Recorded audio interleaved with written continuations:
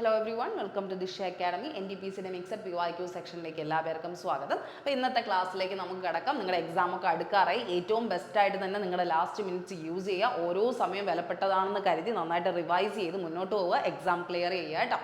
Okay, അപ്പോൾ first ക്വസ്റ്റ്യനിലേക്ക് കിടക്കാം. 20 ഫെബ്രുവരി എന്ന് പറയുന്നത് ഏത് ഡേ ആയിട്ടാണ് സെലിബ്രേറ്റ് ചെയ്യുന്നത്? 20 ഫെബ്രുവരി ഈ സെലിബ്രേറ്റഡ് ആസ് വിച്ച് ഡേ എന്നുള്ള ഒരു ക്വസ്റ്റ്യൻ ആണ് ചോദിച്ചിരിക്കുന്നത്. 20 ഫെബ്രുവരി എന്ന് പറയുന്ന ഡേ എന്തിനാണ് പ്രത്യേകത എന്നാണ് ചോദിക്കുന്നത്. എന്ത് ഡേ ആണ്? World day of social justice ആണ്. എന്ത് ഡേ ആണ്?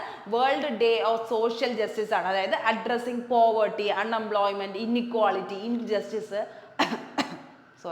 അങ്ങനെയുള്ള കാര്യങ്ങളെ എന്ത് ചെയ്യുന്നത്? അഡ്രസ്സ് ചെയ്യാൻ വേണ്ടിയിട്ടാണ് world day of social justice 20 ഫെബ്രുവരി നമ്മൾ എന്ത് ചെയ്യുന്നത്? കണക്കാക്കുന്നത് കേട്ടോ. അപ്പോൾ എന്താണ്? ഇൻഇക്വാളിറ്റി പോലെയുള്ള പല വേണ്ടാത്ത കാര്യങ്ങൾ, ഡിസഡ്വാൻറ്റേജ് ആയിട്ടുള്ള കാര്യങ്ങളെല്ലാം മാറ്റി നിർത്താൻ വേണ്ടിയിട്ടുള്ള ഒരു ഡേ ആയിട്ടാണ് ഏതിനെ കാണുന്നത്? നമ്മുടെ 20 ഫെബ്രുവരി സോഷ്യൽ ജസ്റ്റിസ് ഡേ ആയിട്ട് കാണുന്നത് കേട്ടോ. അപ്പോൾ ആ പോയിന്റ് അവിടെ മനസ്സിലാക്കുക. UN നേഷൻസ്, നമ്മുടെ യുണൈറ്റഡ് നേഷൻസ് ആണ് അങ്ങനെ ഒരു സംഭവം കൊണ്ടുവന്നിട്ടുള്ളത് കേട്ടോ. അപ്പോൾ UN-ലുള്ള ഒരു പ്രോഗ്രാം ആയിട്ടാണ് അതിനെ പറയുന്നത്. ഓക്കെ, അപ്പോൾ വേൾഡ് ഹെറിറ്റേജ് ഡേ എന്നാണെന്ന് അറിയേണ്ടത്. വേൾഡ് ഹെറിറ്റേജ് ഡേ, പൈതൃക ദിനം എന്നൊക്കെ പറയുന്നത് അല്ലേ, നമ്മുടെ ഏറ്റവും പൂർവിക സ്വത്ത് പോലെയുള്ള നമ്മുടെ ആൻഷ്യന്റ് ടൈംസിൽ ഏറ്റവും ഇമ്പോർട്ടൻ്റ് ആയിട്ട് നിന്ന് നമ്മുടെ കൾച്ചറിനെ വിളിച്ച് കാണിക്കുന്ന കുറച്ച് ഹെറിറ്റേജസ് ഉണ്ട് അല്ലേ, മോണ്യുമെന്റ്സ്, സൈറ്റ്സ്, അങ്ങനെയുള്ള സംഭവങ്ങൾക്ക് വേണ്ടിയിട്ടുള്ള ഒരു ഡേ ആയിട്ടാണ് വേൾഡ് ഹെറിറ്റേജ് ഡേ നമ്മൾ കാണുന്നത്. അതെന്താണ്? ഏപ്രിൽ 18 ആണ് കേട്ടോ. എന്നാണ്? ഏപ്രിൽ 18 ആ ഒരു ഡേറ്റ് എന്ന് പറയുന്നത്. ഏപ്രിൽ 18 വേൾഡ് ഹെറിറ്റേജ് ഡേ എന്ന് പറയുന്നത്. വേൾഡ് ഹെറിറ്റേജ് ഡേ നമ്മുടെ മോണ്യുമെന്റ്സിനെയും സൈറ്റ്സിനെയൊക്കെ പ്രൊട്ടക്ട് ചെയ്യണം എന്ന ആവശ്യത്തിൽ നമ്മൾ തുടങ്ങിയ ഒരു സംഭവമാണ്. 1982 അതിൻ്റെ ആ ഒരു ഇതൊക്കെ കൊണ്ടുവരാനായിട്ടുള്ള ശ്രമങ്ങളൊക്കെ തുടങ്ങി. ഇതിൻ്റെ പുറമെയാണ് യുനെസ്കോ വേൾഡ് ഹെറിറ്റേജ് സൈറ്റ്സുകൾ ഉള്ളത്. അതൊക്കെ നിങ്ങൾക്ക് അറിയാമല്ലോ. വേൾഡ് ഹെറിറ്റേജ് ഡേ ആണെങ്കിൽ യുനെസ്കോ വേൾഡ് ഹെറിറ്റേജ് സൈറ്റ് ഒക്കെ കൺവെൻഷനൊക്കെ നടക്കുന്നത് 1972 ആ ഒരു സമയത്തൊക്കെ ആണെന്നൊക്കെ ഉള്ളൊരു കാര്യം അറിയാമല്ലോ. നമ്മുടെ യുനെസ്കോ വേൾഡ് ഹെറിറ്റേജ് സൈറ്റ് ഇന്ത്യയിൽ നിന്നുള്ള സൈറ്റ്സ് എപ്പോഴാണ് തുടങ്ങുന്നത്? 1983 അല്ലേ. 1983 ഇന്ത്യയിൽ നിന്ന് നമ്മുടെ ഏതൊക്കെയാണ് സെലക്റ്റഡ് ആയിട്ടുള്ള യുനെസ്കോ വേൾഡ് ഹെറിറ്റേജ് സൈറ്റിലേക്ക് സെലക്റ്റഡ് ആയിട്ടുള്ള സംഭവങ്ങൾ ഏതൊക്കെയാണ്? 1983 ഫസ്റ്റ് ടൈം നമ്മൾ ഇവിടെ നിന്ന് സെലക്ട് ആയത് ഏതൊക്കെയാണ്? നമ്മുടെ അജന്ത എല്ലോറ കേവ്സ് അല്ലേ. അജന്ത എല്ലോറ കേവ്സ് എവിടെയാണ്?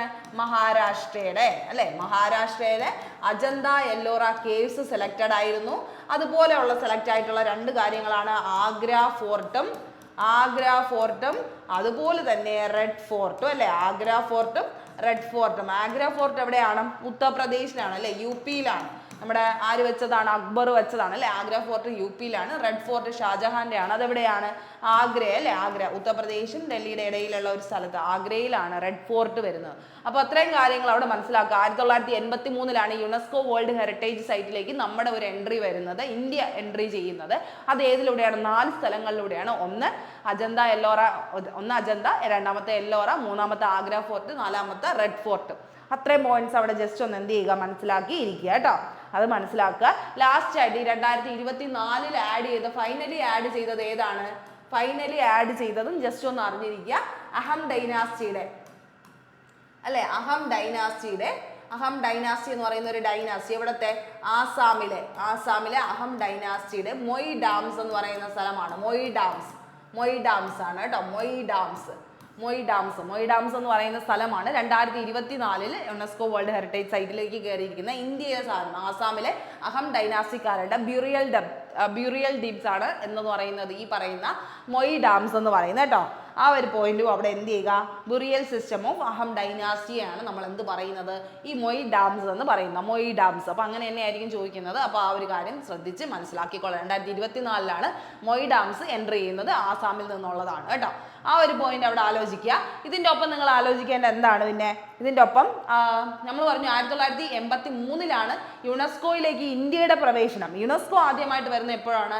1978 സമയത്താണ് കേട്ടോ. 78 യുനെസ്കോ നമ്മുടെ എവിടെയാണ്? പാരീസ് അല്ലേ. പാരീസിൽ സ്റ്റാർട്ട് ചെയ്യുന്നത് 1978 കേട്ടോ. യുനെസ്കോ തുടങ്ങുന്നത്. അതിൻ്റെ കൺവെൻഷനൊക്കെ നടക്കുന്നത് 1972 അങ്ങനെ ഒരു മീറ്റിംഗ് വേണമെന്നുള്ളൊരു അർത്ഥത്തിൽ ഹെറിറ്റേജ് സൈറ്റ് പോലെ ഒരു സംഭവം തുടങ്ങണം എന്നുള്ള ഐഡിയ കൊണ്ടുവരുന്നത് 1972 യുനെസ്കോ സൈറ്റ്സ് ആദ്യമായിട്ട് ഇൻട്രൊഡ്യൂസ് ചെയ്യുന്നത് 78 തൊട്ടാണ് സ്റ്റാർട്ട് ചെയ്യുന്നത്. അതിലേക്ക് ആഡപ്പ് ചെയ്ത് തുടങ്ങുന്നത് 78 ഓക്കെ. ആ പോയിന്റ് അത്രയും അവിടെ എന്ത് ചെയ്യുക? ജസ്റ്റ് ഒന്ന് മനസ്സിലാക്കിയിരിക്കുക. ഇതിൻ്റെ ഒപ്പം നിങ്ങൾ അറിയേണ്ടത് നമ്മുടെ ഇന്ത്യയിൽ നിന്നുള്ള ഒരു സ്ഥലത്തിനെ ഇന്ത്യാസ് ഫസ്റ്റ് ഹെറിറ്റേജ് സിറ്റി എന്നുള്ളൊരു പേരിലേക്ക് മാറ്റിയിട്ടുണ്ട്. Okay, India's first heritage city. India's first heritage city എന്ന് പറയുന്നത് ഫസ്റ്റ് ഹെറിറ്റേജ് സിറ്റി കേട്ടോ. ഹെറിറ്റേജ് സിറ്റി എന്ന് പറഞ്ഞ് നമ്മൾ യുനെസ്കോ അക്സെപ്റ്റ് ചെയ്തിട്ടുള്ളത് 2017 അക്സെപ്റ്റ് ചെയ്ത ആരെയാണെന്ന് ചോദിച്ചു കഴിഞ്ഞാൽ ആരെയാണ്? അഹമ്മദാബാദിനെയാണ് കേട്ടോ. ഏതിനെയാണ്? അഹമ്മദാബാദ്. ഗുജറാത്തിലെ അഹമ്മദാബാദിനെയാണ് എന്തായിട്ട് കാണുന്നത്? ഇന്ത്യാസ് ഫസ്റ്റ് ഹെറിറ്റേജ് സിറ്റി ആയിട്ട് യുനെസ്കോ അക്സെപ്റ്റ് ചെയ്ത് വെച്ചിരിക്കുന്നത് കേട്ടോ. യുനെസ്കോ അക്സെപ്റ്റ് ചെയ്ത ഇന്ത്യാസ് ഫസ്റ്റ് ഹെറിറ്റേജ് സിറ്റി ഏതാണെന്ന് ചോദിച്ചു കഴിഞ്ഞാൽ അഹമ്മദാബാദാണ്. ഏത് വർഷത്തിലാണെന്ന് ചോദിച്ചു കഴിഞ്ഞാൽ 2017 കേട്ടോ. ഓക്കെ, ആ പോയിന്റും കൂടെ അവിടെ ജസ്റ്റ് ഒന്ന് ഓർമ്മിപ്പിക്കാൻ വേണ്ടിയായിട്ട് പറഞ്ഞതാണ്. ഓക്കെ, ഇനി അടുത്ത് നമ്മൾ വേൾഡ് ഹെറിറ്റേജ് ഡേയെ കുറിച്ചാണ് പറഞ്ഞത്. എന്താണ്? ഏപ്രിൽ 18. അപ്പോൾ ഇനി അടുത്ത് വേൾഡ് വാട്ടർ ഡേ. എന്നാണ് world water day? World water ഡേയുടെ പ്രത്യേകത എന്നാണ് വേൾഡ് വാട്ടർ ഡേ വരുന്നത്? 22 മാർച്ച് അല്ലേ? 22 മാർച്ചിലല്ലേ വേൾഡ് വാട്ടർ ഡേ വരുന്നത്? മാർച്ച് 22 അല്ലേ? വേൾഡ് വാട്ടർ ഡേ എന്നാണ് വരുന്നത്? മാർച്ച് 22 കേട്ടോ. മാർച്ച് 22 അപ്പോൾ ഏപ്രിൽ 22 പ്രത്യേകത എന്താണ്? ഏപ്രിൽ 22 പ്രത്യേകത എന്താണ്? എർത്ത് ഡേ ആണ് അല്ലേ? Earth day April 22 water day എന്നാണ്? മാർച്ച് 22 അല്ലേ? മാർച്ച് 22. അപ്പം മാർച്ച് 21 എന്താണ്? ഫോറസ്റ്റ് ഡേ ആണ് അല്ലേ? ഫോറസ്റ്റ് ഡേ ആണ്, വന ഡേ ആണ്. അത് കഴിഞ്ഞ് മാർച്ച് 22 എന്താണ്? ഈ പറയുന്ന പോലെ ജലം അല്ലേ? ജലം എന്താണ്? വാട്ടർ ആണ്, വാട്ടർ ഡേ ആണ്. അത് കഴിഞ്ഞ് നിങ്ങൾ ഇതിൻ്റെ ഒപ്പം ആലോചിക്കേണ്ടത് മാർച്ച് 24 എന്താണ്? Tuberculosis day. ഇതൊക്കെ നിങ്ങൾ പലപ്പോഴും പഠിച്ചിട്ടുള്ള കാര്യമാണ്. അപ്പോൾ എന്തായാലും അത് ആലോചിക്കാൻ പറഞ്ഞതാണ്. ട്യൂബർകുലോസിസ് ഡേയുടെ പ്രത്യേകതയാണ് പറയുന്നത് കേട്ടോ. ആ അത്രയും പോയിന്റ് അവിടെ ജസ്റ്റ് ഒന്ന് എന്ത് ചെയ്യുക, മനസ്സിലാക്കിയിരിക്കുക. മാർച്ച് 24 ട്യൂബർകുലോസിസ് ഡേ ആണ്. ഓക്കെ ആണോ? അത്രയും കാര്യങ്ങൾ ആലോചിക്കുക. അവിടെ ആലോചിക്കുക. ഏപ്രിൽ 22 എന്തെന്ന് പറയുന്നത്? നമ്മുടെ എർത്ത് ഡേ എന്ന് പറഞ്ഞാൽ മാർച്ച് 22 വാട്ടർ ഡേ ആണെങ്കിൽ ഏപ്രിൽ 22 എന്ത് വരുന്നത്? എർത്ത് ഡേ വരുന്നത് കേട്ടോ. എർത്ത് ഡേ വരുന്നത്, വാട്ടർ എർത്ത് വരുന്നത് പിന്നെയാണ്. ഓക്കെ, ആ പോയിന്റ് അവിടെ ആലോചിക്കുക. പിന്നെ ഇവിടെ പറയാനുള്ളത് വേൾഡ് ക്യാൻസർ ഡേ എന്നാണ്. വേൾഡ് ക്യാൻസർ ഡേ എന്നാണ്? ഫെബ്രുവരി 4 അല്ലേ? വേൾഡ് ക്യാൻസർ ഡേ എന്നാണ്? ഫെബ്രുവരി 4 എത്രയാണ്? ഫെബ്രുവരി 4. ഓക്കെ, ഫെബ്രുവരി 4 എന്തെന്ന് പറയുന്നത്? വേൾഡ് ക്യാൻസർ ഡേ എന്ന് പറയുന്നത്. ആ പോയിന്റും കൂടെ അവിടെ ആലോചിച്ചിരിക്കുക കേട്ടോ. വേൾഡ് ക്യാൻസർ ഡേ എന്നാണ്? ഫെബ്രുവരി 4 ഓക്കെ, ഇതിൻ്റെ ഒപ്പം നിങ്ങൾക്ക് ഫെബ്രുവരി 2 പ്രത്യേകത വേണമെങ്കിൽ പറയാം. വേൾഡ് വെറ്റ്ലാൻഡ് ഡേ ആണ്. വെറ്റ്ലാൻഡ്, തണ്ണീർത്തട ദിനം എന്ന് പറയില്ലേ? World wetland day. വെറ്റ്ലാൻഡിൻ്റെ ഡേ എന്നാണെന്ന് ചോദിച്ചു കഴിഞ്ഞാൽ എന്നാണ്? ഫെബ്രുവരി 2 കേട്ടോ. ഫെബ്രുവരി 2. അങ്ങനെയാണെങ്കിൽ ഫെബ്രുവരി 1 എന്താണ്? ഫെബ്രുവരി 1 എന്താണ്? ഇന്ത്യൻ കോസ്റ്റ് ഗാർഡ് ഡേ ആണ്. കോസ്റ്റ് ഗാർഡില്ലേ? ഇന്ത്യയുടെ കോസ്റ്റ് ഗാർഡ് ഡേ ആണ് ഫെബ്രുവരി 1. ഇന്ത്യൻ കോസ്റ്റ് ഗാർഡ് ഡേ ആണ്. അപ്പോൾ ഫെബ്രുവരി 1 എന്താണ്? Indian coast guard day. 2 എന്താണ്? World wetland day. 4 എന്താണ്? World cancer day. ആ പോയിന്റും അവിടെ അതിൻ്റെ ഒപ്പം തന്നെ നിങ്ങൾ എന്ത് ചെയ്യുക, ആലോചിച്ച് പോവുക കേട്ടോ. Indian coast guard day. Okay, ഇത്രയും കാര്യങ്ങൾ മനസ്സിലായോ? ഇത്രയും കാര്യങ്ങൾ ഓക്കെ ആണോ? ഇത്തവണത്തെ വെറ്റ്ലാൻഡ് ഡേയിൽ അവർ സംരക്ഷിക്കാൻ ഉദ്ദേശിക്കുന്നത് ഗ്ലേഷ്യർ പ്രിസർവേഷൻ ആണ്. ഗ്ലേഷ്യേഴ്സിനെ പ്രിസർവ് ചെയ്യാന്നുള്ളൊരു ഐഡിയ ആണ് ഇട്ടിരിക്കുന്നത് കേട്ടോ. ഗ്ലേഷ്യേഴ്സ്, മഞ്ഞുകട്ടകളില്ലേ, അതിനെയാണ് ഇപ്പോൾ പ്രിസർവ് ചെയ്യാം എന്നുള്ളൊരു കാര്യം അവിടെ അവർ ആലോചിച്ച് വെച്ചിരിക്കുന്നത്. ഓക്കെ, അത്രയും പോയിന്റ്സ് അതിനെ പറ്റിയിട്ട് നിങ്ങൾ അറിഞ്ഞാൽ മതി. ഇനി അടുത്ത ക്വസ്റ്റ്യൻ. ഇത്രയും ക്വസ്റ്റ്യൻസിൻ്റെ പോയിന്റ്സ് നിങ്ങൾക്ക് കിട്ടിയെന്ന് വിചാരിക്കുന്നു. അടുത്ത, when is national good governance day celebrated in India? Good governance day celebrate ചെയ്യുന്നത് ഏത് ദിവസത്തിൽ എന്നാണ് ചോദിക്കുന്നത്. ഗുഡ് ഗവേണൻസ് ഡേ സെലിബ്രേറ്റ് ചെയ്യുന്ന ഏത് ദിവസം എന്ന് ചോദിച്ചു കഴിഞ്ഞാൽ ഏത് ദിവസമാണ്? 25 ഡിസംബർ ആണ് അല്ലേ? ഡിസംബർ 25 ഗുഡ് ഗവേണൻസ് ഡേ നമ്മൾ എന്ത് ചെയ്യുന്നത്? സെലിബ്രേറ്റ് ചെയ്യുന്നത്. Good governance day December 25 good governance day celebrate ചെയ്യുന്നത്. ആരുടെ ബർത്ത്ഡേക്കാണ്? 10th prime minister of India and the first non Congress prime minister of India എന്ന് പറയുന്ന അടൽ ബിഹാരി വാജ്പേയി അല്ലേ? ആരാണ്? അടൽ ബിഹാരി വാജ്പേയിയുടെ ബർത്ത്ഡേയുടെ തുടർന്നിട്ടാണ് നമ്മൾ എന്ത് ചെയ്യുന്നത്? ഗുഡ് ഗവേണൻസ് ഡേ എന്ന് പറയുന്ന ഒരു ഡേറ്റ് സെലിബ്രേറ്റ് ചെയ്യുന്നത്. അത് 25th ഡിസംബർ ആണെന്നുള്ളൊരു കാര്യം മനസ്സിലാക്കുക. 25th ഡിസംബർ എന്താണ്? ഗുഡ് ഗവേണൻസ് ഡേ ആണെന്നുള്ളൊരു കാര്യം പോയിന്റ് ഔട്ട് ചെയ്യുക. എയ്ഡ്സ് ഡേ എന്നാണ്? ഡിസംബർ 1 ആണെന്ന് എല്ലാവർക്കും അറിയാലോ. എയ്ഡ്സ് ഡേ ഡിസംബർ 1 ആണ്. ഓക്കെ, ഡിസംബർ 1 എയ്ഡ്സ് ഡേ ആണ്. അതുപോലെ ഡിസംബർ 10 ഇമ്പോർട്ടൻ്റ് ആയിട്ടുള്ള ഡേ ആയതുകൊണ്ട് പറയാണ്, ഡിസംബർ 10 എന്താണ്? നമ്മുടെ ഇന്റർനാഷണൽ ഹ്യൂമൻ റൈറ്റ്സ് ഡേ അല്ലേ? ഹ്യൂമൻ റൈറ്റ്സ് ഡേ എന്നാണ് ഇന്റർനാഷണൽ ഹ്യൂമൻ റൈറ്റ്സ് ഡേ. അത് ഡിസംബർ 10-നാണ് കേട്ടോ. ഡിസംബർ 10-നാണ് ഇന്റർനാഷണൽ ഹ്യൂമൻ റൈറ്റ്സ് ഡേ. അതുപോലെ തന്നെ നിങ്ങൾക്ക് ആലോചിക്കാം ഡിസംബർ 5 എന്താണ് പ്രത്യേകം ചോദിച്ചു കഴിഞ്ഞാൽ സോയിൽ ഡേ ആണ് കേട്ടോ. സോയിൽ ഡേ ഡിസംബർ 5-ആണ്. Soil day world soil day എന്താണെന്ന് ചോദിച്ചു കഴിഞ്ഞാൽ ഡിസംബർ 5-ആണ്. അപ്പൊ ഡിസംബർ 5 നോക്കുമ്പോൾ നമുക്ക് നേവി ഡേയും കൂടെ ജസ്റ്റ് ഒന്ന് ഇതിൻ്റെ ഒപ്പം ആലോചിക്കുക. നേവി ഡേ എന്നാണ്? ഡിസംബർ 4-നാണ്. ഓക്കെ, അപ്പോൾ 1-ന് എയ്ഡ്സ് ഡേ, 4-ന് നേവി ഡേ, 5-ന് സോയിൽ ഡേ, 10-ാം തീയതി ഹ്യൂമൻ റൈറ്റ്സ് ഡേ, 25-ാം തീയതി ഗുഡ് ഗവേണൻസ് ഡേ. അത്രയും പോയിന്റ് ആ ഡിസംബറിന്റെ കാര്യത്തിൽ നിങ്ങൾ ജസ്റ്റ് ഒന്ന് എന്ത് ചെയ്യുക, ഓർമ്മിച്ചിരിക്കുക കേട്ടോ. ആ പോയിന്റാണ് അവിടെ ഞാൻ എന്ത് ചെയ്യുന്നത്, നോട്ട് ഡൗൺ ചെയ്യുന്നത് കേട്ടോ.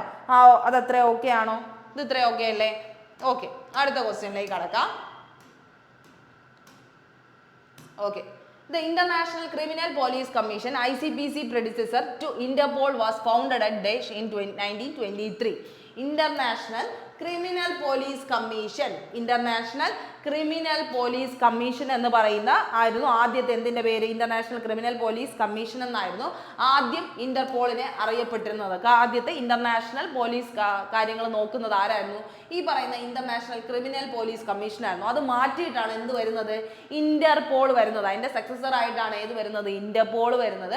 ഇന്റർപോൾ എന്താണ്? ഓർഗനൈസേഷൻ ആണ്. ഇന്റർനാഷണൽ ക്രിമിനൽ പോലീസ് കമ്മീഷൻ മാറിയിട്ട് ഓർഗനൈസേഷൻ ആയിട്ടാണ് എന്ത് ചെയ്യുന്നത്? ആക്ട് ചെയ്യുന്നത്. ഇന്റർനാഷണൽ ക്രിമിനൽ പോലീസ് ഓർഗനൈസേഷൻ അല്ലെ? ഇന്റർനാഷണൽ ക്രിമിനൽ പോലീസ് ഓർഗനൈസേഷൻ ആണ് ഇന്റർപോൾ. ഏത് വർഷത്തിലാണ് അത് സ്റ്റാർട്ട് ചെയ്യുന്നത്? 1956-ലാണ്.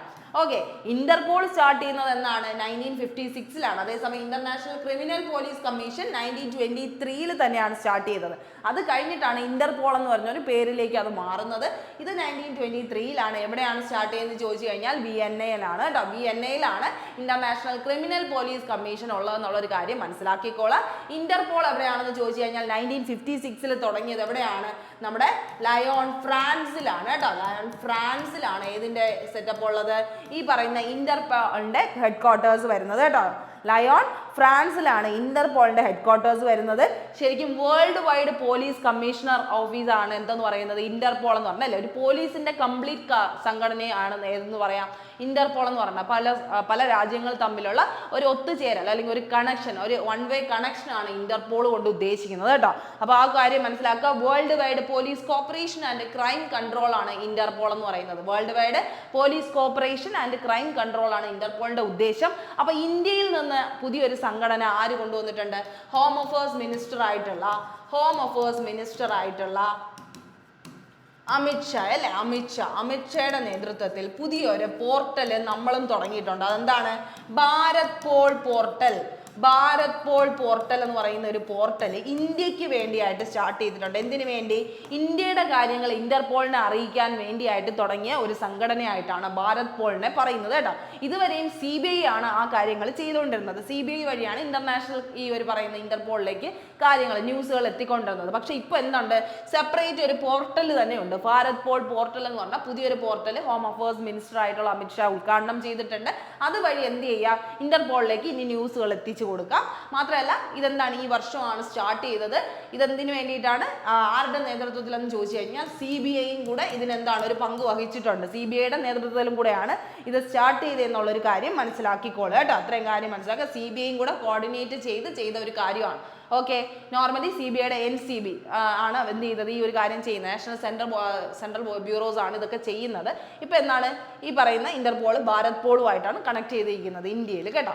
ആ പോയിന്റ് അവിടെ ജസ്റ്റ് ഒന്ന് മനസ്സിലാക്കിക്കോളാം. ഇനി അടുത്ത ക്വസ്റ്റ്യനിലേക്ക് കടക്കാം.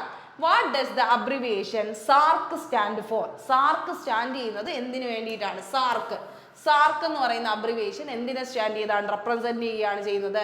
South Asian Association for Regional corporation. South Asian association എന്താണ്?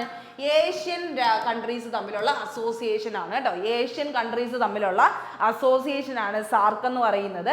അതെവിടെയാണ് അതിന്റെ ഹെഡ് ക്വാർട്ടേഴ്സ് വരുന്നത്? കാത്മണ്ഡു. എവിടെയാണ്? നേപ്പാളിലാണ് കേട്ടോ. കാഠ്മണ്ഡു നേപ്പാളിലാണ് എന്ത് വരുന്നത്, സാർക്കിന്റെ ഹെഡ്ക്വാർട്ടേഴ്സ് വരുന്നത്. ഏത് വർഷമാണ് സ്റ്റാർട്ട് ചെയ്യുന്നത്? 1985 സാർക്ക് സ്റ്റാർട്ട് ചെയ്യുന്നത്. South Asian Association for Regional corporation start ചെയ്യുന്നത് 1985 കേട്ടോ. അപ്പൊ ആരൊക്കെയാണ് അതിന്റെ മെമ്പേഴ്സ് എന്ന് ചോദിച്ചു കഴിഞ്ഞാൽ ആകെ നമുക്ക് 8 മെമ്പേഴ്സ് ആണുള്ളത്. 8 മെമ്പേഴ്സ് ആണുള്ളത് കേട്ടോ. 8 മെമ്പേഴ്സ് ആണുള്ളത്. ഏഷ്യൻ കൺട്രീസ് ആണ്. ഏഷ്യൻ കൺട്രീസ് ഏതൊക്കെയാണ് വരുന്നത്? ഒന്ന് നമുക്ക് അവിടെ നിന്ന് തുടങ്ങാം. പാകിസ്ഥാൻ, അത് കഴിഞ്ഞ അഫ്ഗാനിസ്ഥാൻ, അത് കഴിഞ്ഞ് നമ്മുടെ ഇന്ത്യയുടെ മുകളിൽ കിടക്കുന്ന നേപ്പാൾ, അത് കഴിഞ്ഞ് ഭൂട്ടാൻ, അത് കഴിഞ്ഞ് ബംഗ്ലാദേശ്, പിന്നെ താഴെ കിടക്കുന്ന ശ്രീലങ്കയും അതുപോലെ തന്നെ മാൽദീവ്സും. ഓക്കെ, ഈ 8 കൺട്രീസ് ആണ് ഇതിൽ വരുന്നത്, സാർക്കിനകത്ത് റെപ്രസെന്റ് ചെയ്യുന്നത്. 8 കൺട്രീസ് ആണ് സാർക്കിനെ റെപ്രസെന്റ് ചെയ്യുന്നത്. സൗത്ത് ഏഷ്യൻ കോർപ്പറേഷൻ എന്നുള്ള രീതിയിൽ ഏഷ്യൻ കാര്യങ്ങൾ ഡിസ്കസ് ചെയ്യാൻ വേണ്ടിയിട്ടുള്ള ഒരു എക്കണോമിക്കൽ കോർപ്പറേഷൻ ആണ് ഏതെന്ന് പറയുന്നത്. ഈ പറഞ്ഞ റീജിയണൽ കോർപ്പറേഷന് വേണ്ടി ഒരുക്കിയിരിക്കുന്നതാണ് South Asian Association for Regional Corporation ആയിട്ടുള്ള സാർക്ക്. 8 മെമ്പേഴ്സ് ആണ്. ആരൊക്കെയാണ്? പാകിസ്ഥാൻ, മോളിൽ കിടക്കുന്ന പാകിസ്ഥാൻ, അഫ്ഗാനിസ്ഥാൻ, ഇന്ത്യ, അത് കഴിഞ്ഞ് ഇന്ത്യയോട് ചേർന്ന് കിടക്കുന്ന നേപ്പാൾ കഴിഞ്ഞ് ഇപ്പുറത്ത് കിടക്കുന്ന ഭൂട്ടാനും ബംഗ്ലാദേശും, അതുപോലെ താഴെ കിടക്കുന്ന ശ്രീലങ്കയും മാൽദീവ്സും. ഇത്ര ആൾക്കാരാണ് 8 മെമ്പേഴ്സ് ആയിട്ട് വരുന്നത് കേട്ടോ. 8 മെമ്പേഴ്സ് ആണുള്ളത്. അപ്പൊ 8 എത്ര പേരാണ്? 8 പേരാണ്. 1985 സ്റ്റാർട്ട് ചെയ്ത് കാഠ്മണ്ഡു നേപ്പാളിലാണ് അതിന്റെ എന്ത് വരുന്നത്, ഈ പറയുന്ന പോലെ ഹെഡ്ക്വാർട്ടേഴ്സ് വരുന്നത് എന്നുള്ളൊരു കാര്യം മനസ്സിലാക്കിക്കോളൂ കേട്ടോ. സാർക്കിന്റെ കാര്യം. ഈ സാർക്ക് പോലെ വേറെ ഫേമസ് ആയിട്ടുള്ള ഒരു സംഭവം കൂടെ ഇല്ലേ? സാർക്ക് പോലെ ആസിയാൻ എന്ന് പറയുന്ന, ഏഷ്യാൻ അല്ലെങ്കിൽ ആസിയാൻ എന്നൊക്കെ പറയുന്ന ഈ ഒരു സംഘടന നിങ്ങൾക്ക് എല്ലാവർക്കും അറിയായിരിക്കും. Association of south east Asian Nations. South east Asian nation ആണ്. പക്ഷെ അതിൽ ഈസ്റ്റ് ഏഷ്യൻ ആയതുകൊണ്ട് ഇന്ത്യ ഇല്ല എന്നുള്ളൊരു കാര്യം. ഇന്ത്യ ഉള്ളത് സാർക്കിനകത്താണ്. ആസിയാനല്ല എന്തില്ല, ഇന്ത്യ ഇല്ല എന്നുള്ളൊരു പോയിന്റ് മനസ്സിലാക്കുക. ആസിയാനിലത് 10 മെമ്പേഴ്സ് ആണ് വരുന്നത്. അതിൽ ആരില്ല? ഇന്ത്യ ഇല്ല. ഈസ്റ്റ് ഏഷ്യൻ നേഷൻ ആണ് വരുന്നത്. 1967 ഇത് സ്റ്റാർട്ട് ചെയ്യുന്നത്. 1967 സ്റ്റാർട്ട് ചെയ്യുന്നത്. ഇതിന്റെ ഹെഡ്ക്വാർട്ടേഴ്സ് എവിടെയാണെന്ന് ചോദിച്ചു കഴിഞ്ഞാൽ അവിടെ എന്തുണ്ട്? ജക്കാർത്ത, ഇന്തോനേഷ്യ ഉണ്ട് അവിടെ. ഇന്തോനേഷ്യ, ഇന്ത്യ ഇല്ല. ഇന്തോനേഷ്യ ഏതിനകത്താണ്? ആസിയാന്റെ അകത്താണ് കേട്ടോ. ആസിയാൻ. ഓക്കെ, ഏഷ്യാൻ എന്ന് പറയുന്ന 1967 തുടങ്ങിയ ജക്കാർത്ത ഇന്തോനേഷ്യയിൽ തലസ്ഥാനമായിട്ട് ഹെഡ്ക്വാർട്ടേഴ്സ് ആയിട്ടുള്ള ആസിയാനിൽ ഇന്ത്യ ഇല്ല, പക്ഷെ ഇന്തോനേഷ്യ ഉണ്ട്. മറ്റ് 10 കൺട്രീസ് ആണ് അതിനകത്ത് വരുന്നത്. സാർക്കിൽ 8 ആണെങ്കിൽ ആസിയാനിൽ 10 മെമ്പേഴ്സ് ആണ് വരുന്നത് കേട്ടോ. ആസിയാനിൽ 10 മെമ്പേഴ്സ് ആണ് വരുന്നത്. ആ മെമ്പേഴ്സിന്റെ പേര് വേണമെങ്കിൽ നിങ്ങൾക്ക് എന്ത് ചെയ്യാം, ജസ്റ്റ് ഒന്ന് ആലോചിച്ചിരിക്കാം കേട്ടോ. ജസ്റ്റ് ഒന്ന് എഴുതിയെടുക്കാൻ വേണ്ടി നിങ്ങൾക്ക്, അല്ലെങ്കിൽ നിങ്ങൾക്ക് സ്വന്തമായിട്ട് പഠിക്കണമെങ്കിൽ പഠിക്കാം, പക്ഷെ നിങ്ങൾ ജസ്റ്റ് ഒന്ന് എഴുതിയെടുക്കണമെന്നുണ്ടെങ്കിൽ എഴുതിയെടുക്കാം. ബ്രൂണൈ, കംബോഡിയ, ലാവോസ്, ഇതെല്ലാം എന്താണ്? ഈസ്റ്റ് ഏഷ്യൻ നേഷൻസ് ആണ് കേട്ടോ. കംബോഡിയ, ലാവോസ്, അതുപോലെ തന്നെ ഇന്തോനേഷ്യ, മലേഷ്യ, മ്യാൻമാർ, അതുപോലെ തന്നെ പിന്നെ വരുന്ന ഏതാണ്? മലേഷ്യ, മ്യാൻമാർ, ഫിലിപ്പീൻസ്, അതുപോലെ സിംഗപ്പൂർ. ഇതെല്ലാം നമ്മുടെ അപ്പുറത്ത് കിടക്കുന്ന, അതായത് ഈസ്റ്റ് ഏഷ്യനായിട്ട് കിടക്കുന്ന ആൾക്കാരാണ് കേട്ടോ. ഓക്കെ, ഫിലിപ്പീൻസ്, സിംഗപ്പൂർ, അതുപോലെ തന്നെ നമ്മുടെ തായ്ലൻഡും വിയറ്റ്നാവും. ഏതാണ്? തായ്ലൻഡും വിയറ്റ്നാവും കേട്ടോ. ഓക്കെ, അപ്പൊ Brunei, Cambodia, Laos, Indonesia, Malaysia, Myanmar, Philippines, Singapore, Thailand, Vietnam. ഈ പറയുന്ന 10 രാജ്യങ്ങളാണ് ഏതിനകത്ത് വരുന്നത്? നമ്മുടെ ആസിയാൻ അല്ലെങ്കിൽ ഏഷ്യാൻ എന്ന് പറയുന്ന ഈ ഒരു സംഘടനയ്ക്കകത്ത് വരുന്നത്. Association of south east Asian nation ആണ് ആസിയാൻ എന്ന് പറയുന്നത് കേട്ടോ. ജക്കാർത്ത ഇന്തോനേഷ്യയിലാണ് അതിന്റെ എന്ത് വരുന്നത്?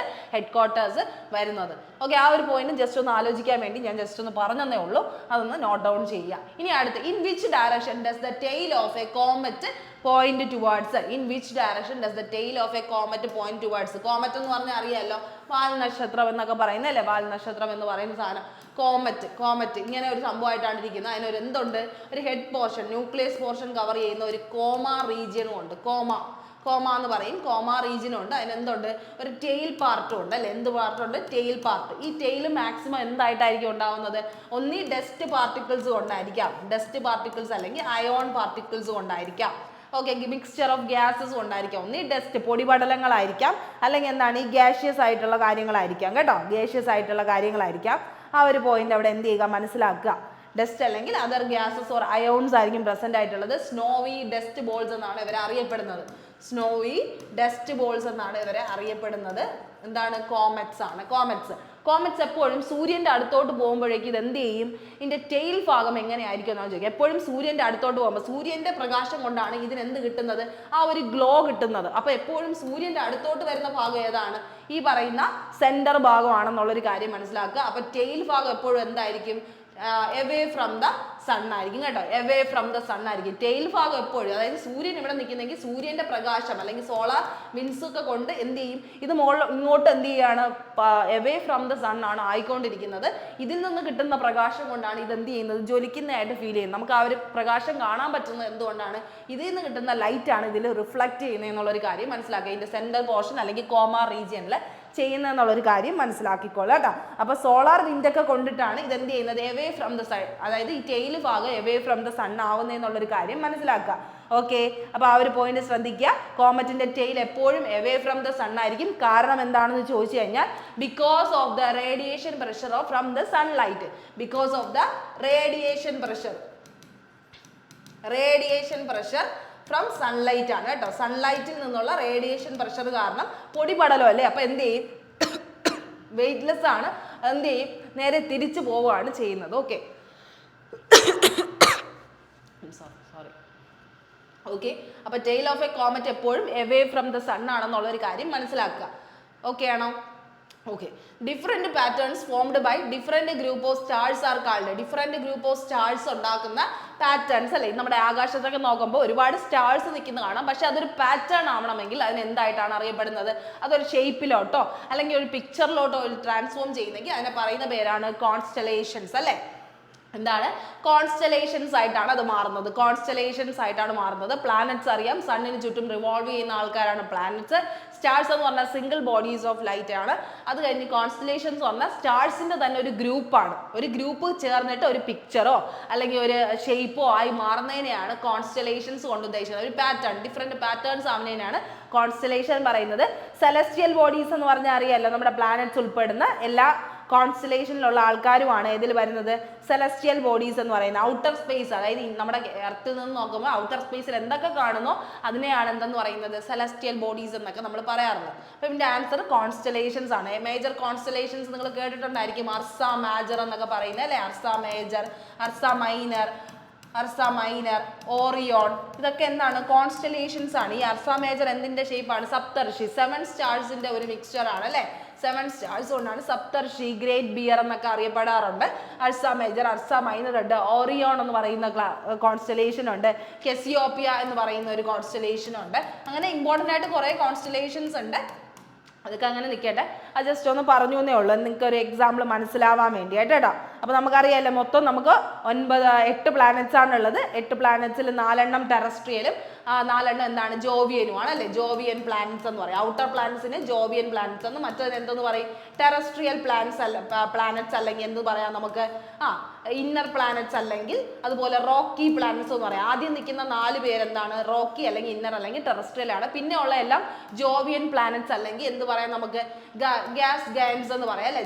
ഗ്യാസ് ജയൻസ് എന്ന് പറയാം. വെയിറ്റ് ആണ് ഗ്യാസ് ജയൻസ് എന്നാണ് അതിനെ പറയാറുള്ളത്. ഭയങ്കര എന്താണ്? തണുപ്പ് ഏരിയാസ് ആയിട്ടാണ് പിന്നെ ഉള്ളത് മാറുന്നത്. ഓക്കെ, ആ പോയിന്റ് അവിടെ ആലോചിക്കുക. പ്ലൂട്ടോയെ എന്നാണ് നമ്മൾ ഒഴിവാക്കിയത്? 9ാമത്തെ ഗ്രഹമായിരുന്ന പ്ലൂട്ടോയെ നമ്മൾ മാറ്റിയത് എന്നാണ്? 2006 അല്ലെ. പ്ലൂട്ടോയെ മാറ്റുന്നത് 2006. അതും കൂടെ അവിടെ ജസ്റ്റ് ഒന്ന് എന്ത് ചെയ്യുക? മനസ്സിലാക്കിക്കോളുക. ഓക്കെ ആണോ? ഓക്കെ, അടുത്ത question. Kakori train robbery was organised by who in 1925? ആരാണ് 1925 കക്കോരി ട്രെയിൻ റോബറി നടത്തി എന്നുള്ളൊരു ക്വസ്റ്റ്യൻ ആണ് ചോദിക്കുന്നത്. 1925 കക്കോരി ട്രെയിൻ റോബറി, ഒരു ട്രെയിൻ റോബറിയാണ്. അത് നടത്തുന്നത് ഏത് സംഘടനയാണെന്നാണ് ചോദിക്കുന്നത്. കക്കോരി എന്ന് പറയുന്നത് ലക്നൌവിലെ ഒരു പ്രദേശമാണ്, ഉത്തർപ്രദേശ് ലക്നൌവിലെ ഒരു പ്രദേശമാണ്. ഇതിനെ തുടർന്ന്, കാരണം നമ്മുടെ 1925 അല്ലേ, ആ സമയത്ത് ബ്രിട്ടീഷ് ഇന്ത്യക്കാരാണ് ഇവിടെ ഭരിച്ചുകൊണ്ടിരിക്കുന്നത്. അപ്പോൾ അവർക്കെതിരെയായിട്ടാണ് ഈ ഒരു കക്കോരി ട്രെയിൻ റോബറി ഒക്കെ നടത്തുന്നത്. അപ്പോൾ നടത്തുന്ന സംഘടന ഏതെന്നാണ് ചോദിക്കുന്നത്. ഏത് സംഘടനയാണ്? HRA ആണ് അല്ലെ, Hindustan Republican association. Hindustan Republican association എന്ന് പറയുന്ന സംഘടനയാണ് 1925 ഈ കാര്യം ചെയ്യുന്നത്. പിന്നെ ഇവരുടെ ആ ഒരു ഇതെന്തായിട്ട് മാറ്റി, ഹിന്ദുസ്ഥാൻ സോഷ്യലിസ്റ്റ് റിപ്പബ്ലിക്കൻ അസോസിയേഷൻ ആയിട്ട് പേര് മാറ്റുകയാണ് അല്ലെ. സോഷ്യലിസ്റ്റ് എന്ന് പറഞ്ഞൊരു വേർഡും കൂടെ കൂട്ടിച്ചേർത്തായിരുന്നു പിന്നെ അറിയപ്പെട്ടിരുന്നത് HSRA ആയിരുന്നു, പിന്നെ അത് അറിയപ്പെട്ടിരുന്നത് HSRA എന്നാണ്. ഹിന്ദുസ്ഥാൻ സോഷ്യലിസ്റ്റ് റിപ്പബ്ലിക് അസോസിയേഷൻ എന്നുള്ള ഒരു പേരിലാണ് അറിയപ്പെട്ടിരുന്നത്. ഈ ഒരു ട്രെയിൻ റോബറി നടത്തിയതിനെ തുടർന്നിട്ട് ഇവർ എന്ത് ചെയ്തു, ആ ഒരു സ്പോട്ടിൽ എന്ത് ചെയ്യുന്നുണ്ട്, കൊല്ലുന്ന ബ്രിട്ടീഷേഴ്സ് എന്ത് ചെയ്യുന്നുണ്ട്, വെടിവെച്ച് കൊല്ലുന്നുണ്ട്. നടത്തിയ ആൾക്കാർ ആരൊക്കെയാണ്? റാം പ്രസാദ് ബിസ്മിൽ എന്ന് പറയുന്ന ആളെ, അതുപോലെ തന്നെ റാം പ്രസാദ് ബിസ്മിൽ എന്ന് പറയുന്ന ആള്, അഷ്ഫഖുള്ള ഖാൻ എന്ന് പറയുന്ന ആളെ, അഷ്ഫഖുള്ള ഖാൻ, അതുപോലെ തന്നെ രാജേന്ദ്ര ലഹിരി എന്ന് പറയുന്ന ആളെയും ഇവരൊക്കെ എന്ത് ചെയ്യുന്നുണ്ട്, ആ ഒരു സമയത്ത് ഈ ഒരു കേസിനെ തുറന്ന് രാജേന്ദ്ര ലഹിരി കേട്ടോ, ഈ 3 പേരെ, ഇവർ 3 പേരുമാണ് ഈ ഒരു ട്രെയിൻ റോബറി സംഘം, അതായത് HRAയിൽ പെടുന്ന ഒരു 3 ആൾക്കാർ, ലീഡേഴ്സ് എന്ന് പറയുന്ന ആൾക്കാരെയാണ് എന്ത് ചെയ്യുന്നത്, ഈ ഒരു കക്കോരി ട്രെയിൻ റോബറി നടത്തുന്നത്. ഇവരെല്ലാം ഇന്ത്യൻ ഫ്രീഡം മൂവ്മെന്റ്സിന് വേണ്ടിയായിട്ട്, അതായത് ഇന്ത്യക്ക് സ്വാതന്ത്ര്യം കിട്ടണം എന്നുള്ള ഒരു ആഗ്രഹത്തിൽ വർക്ക് ചെയ്തിരുന്ന ഗ്രൂപ്പുകൾ തന്നെയാണ്. പക്ഷെ അവർ ചെയ്യുന്നത് കുറച്ചും കൂടെ നോൺ വയലൻസ് കാര്യങ്ങൾ ഉൾപ്പെടുത്തിക്കൊണ്ടായിരുന്നു ചെയ്തുകൊണ്ടിരുന്നത്.